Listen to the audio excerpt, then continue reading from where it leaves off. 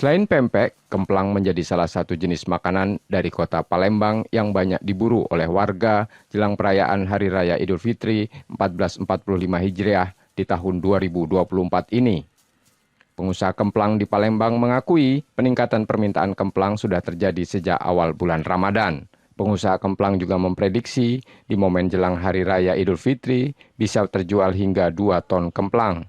Untuk 1 kilogram kemplang Palembang dibanderol dengan harga Rp48.000 hingga Rp150.000 per kilogram tergantung jenis bahan ikan yang digunakan. Udah ada Kak, masuk lebaran udah ada peningkatan 50% ke atas. Hari biasa 200 kilo sampai 300 kiloan. Sekarang 1 ton sampai 2 ton Kak.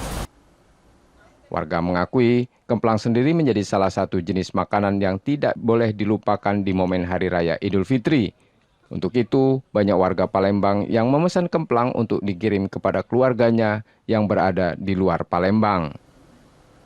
Iya, biasanya itu tradisinya itu. Kalau pempek kan hampir setiap bulan dikirim. Selain menerima pesanan kemplang yang sudah masak, pengusaha juga banyak menerima pesanan khusus, yakni kerupuk mentah untuk dikirim ke luar negeri. Nur Muhammad, Kompas TV Palembang, Sumatera Selatan.